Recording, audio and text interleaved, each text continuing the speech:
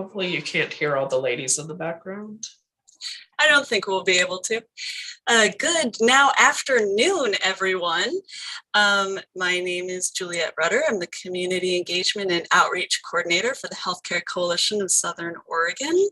I'm here with Wendy from UCAN, who's going to present about the Purple Cry period.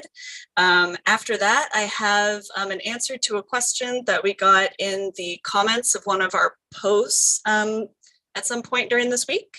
And then I'll announce who's won prizes. Alrighty. So, Wendy, you're on. All right. Thank you. Hello.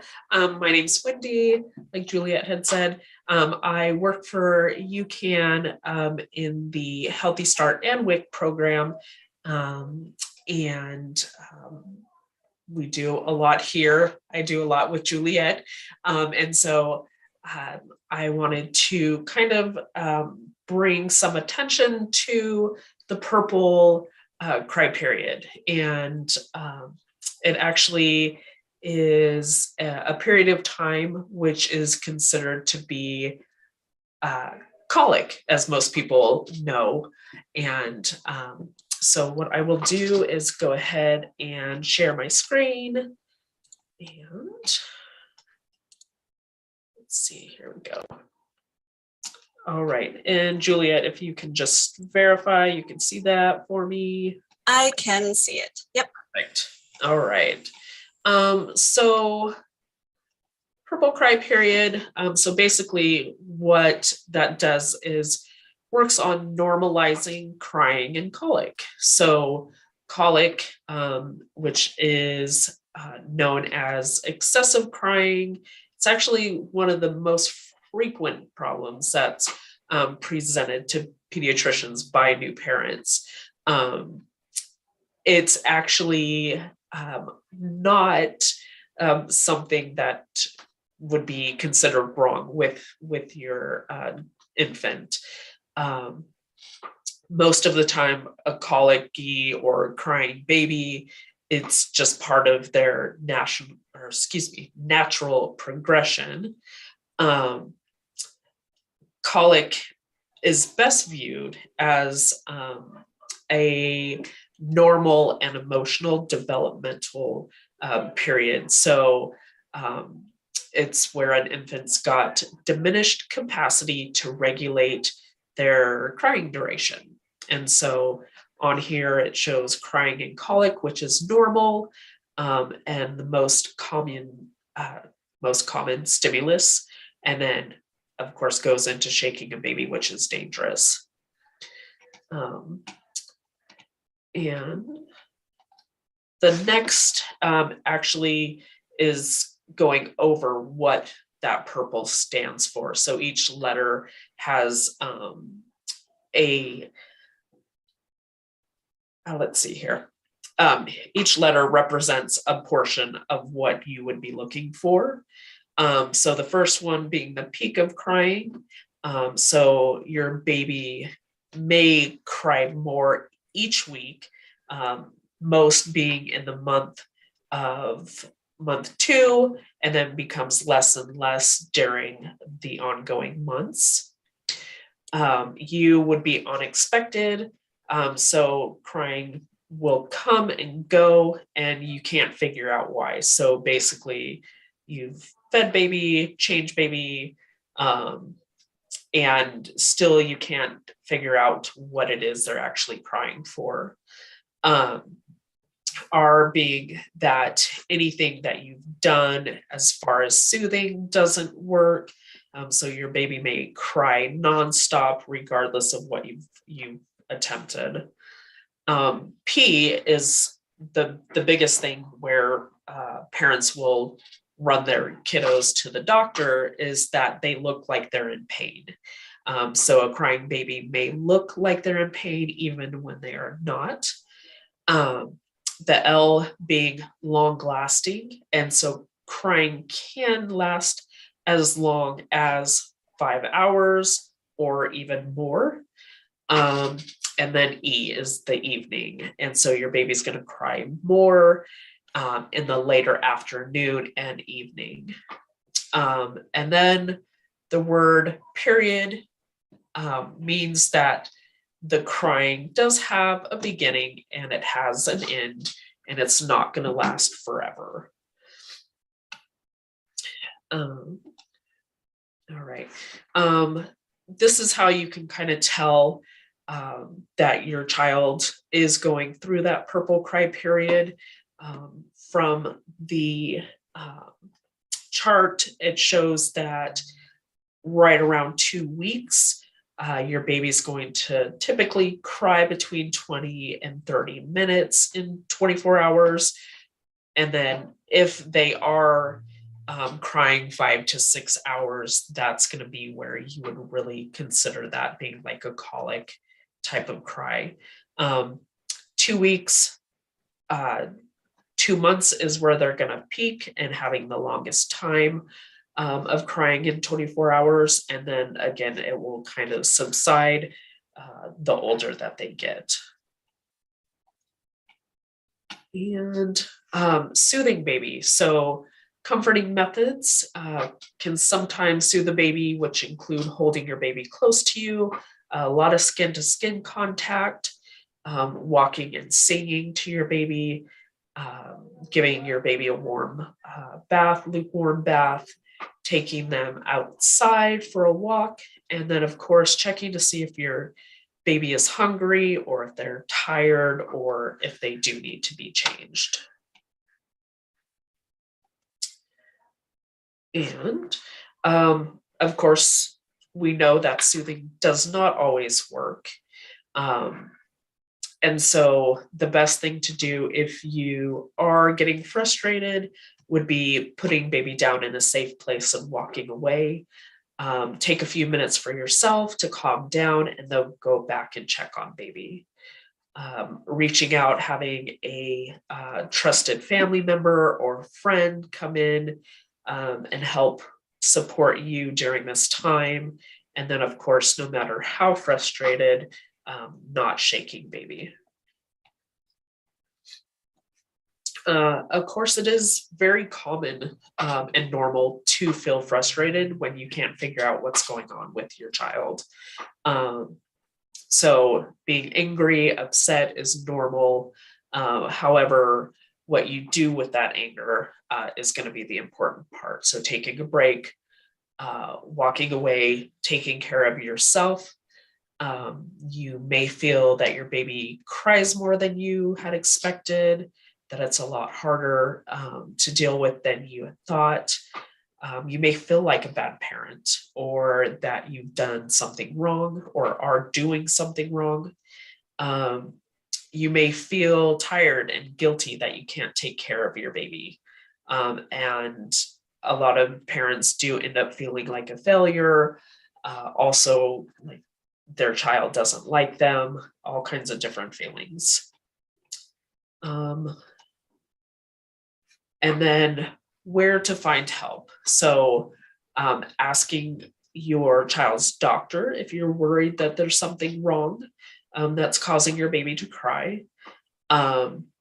Talking with a nurse at the hospital about the period of purple crying, which would be like at Mercy after you've delivered your baby. If you had questions, you can go to purplecrying.info. And then, of course, the 1-800-4-A-CHILD also is another resource.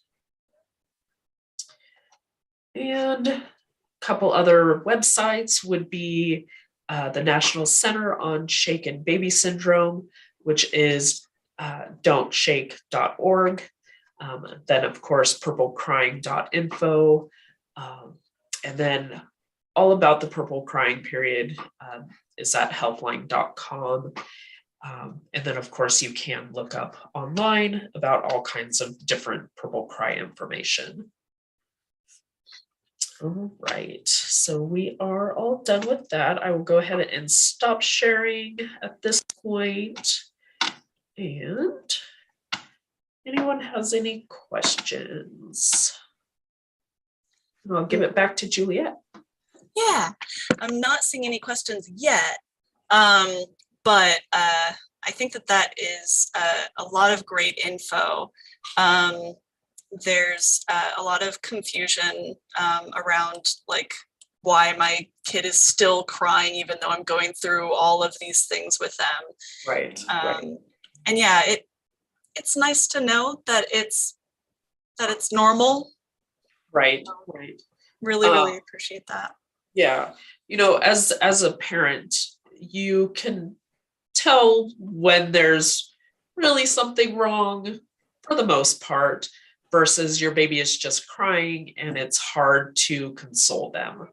And of course, if you're having a hard time deciphering what's what, then taking them to the doctor is going to be the best thing.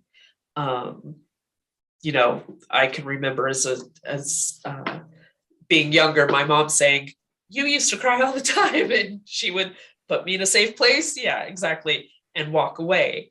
Until she was able to collect her own feelings and then come back. So that's the really important part. And of course, just knowing that you can reach out, that there's not necessarily something wrong with your baby, and it's kind of a normal progression. Kind of think of it as a baby's body going through so many different rapid changes that that's their emotional outlet. So yeah, absolutely. I also wanted to let watchers know that Wendy has a video that she would like to share with you. But we are going to go ahead and create a different post around that, and we're going to share it just a little bit after this live stream, so that you will have access to more information, and we'll include like some of those websites that Wendy was referring to, so that you have somewhere to get to that information other than just trying to go through the video and pause it at the right time. So we'll take care of you. Absolutely. Oh, and also Wendy, if there are other questions that come up after this, I'll go ahead and let you know, and then we can answer those questions later on, and tag people in them, and we'll make sure that people have their questions answered. Awesome. Wonderful. All right. Well, thank you very much for the time. Enjoy the rest of the event. Thank you. Really appreciate you being here. It's super awesome. All right. Bye-bye. Bye. Well, I found that to be super educational. I'm going to say super a lot, apparently. But the next thing on our docket is we had a question about booster seats in one of our previous posts. And that question was, when should I move my child from a high back booster seat to one with a back? And we found on healthychildren.org that basically the vehicle seat needs to be able to support up to at least the top of the child's ears when you're using a backless booster seat. So if there's no support for the head when you're in your booster seat, you still need a high back booster seat. And don't forget, use boosters until the seatbelt on the vehicle fits properly without one. That is between neck and shoulder, and around your hips, not your belly, the lower seat belt. So that's the answer to that. Thank you for that question. And now, drum roll, please. There's not going to be a drum Gonna announce our prize winners. So here we go. When you after this post, we will go ahead and message you via Facebook for more information on what your prize is going to be and how we get it to you. Okay, without further ado. So our prize winners are Brandon Van Ranken, Ashley Moy, Brooklyn Ringer, Brianna Ramlow, Brooklyn Adera, Chelsea, Jamie Summers, Julie Dever, Jordan Sanislow Wilson, Rachel Scruggs, Tara Burnham, Kirsten Merriman, Venetia Shui, Jamie Berlinger Wickenhagen, Autumn Comer, Tiffany Hathaway Myers, Brandy Tyree, and Jessica Hand. Those are our prize winners for this baby shower. Super appreciate all of your time and all of your engagement with us. It's been a fun time. I really especially liked all of the memes that y'all put in the Mental Health Day prize post. If you haven't seen that yet, you should check it out. It's very funny. But until next time, I hope that you all have a great day. And yeah, our next Healthy Start community baby shower is going to be in September, toward the end of September.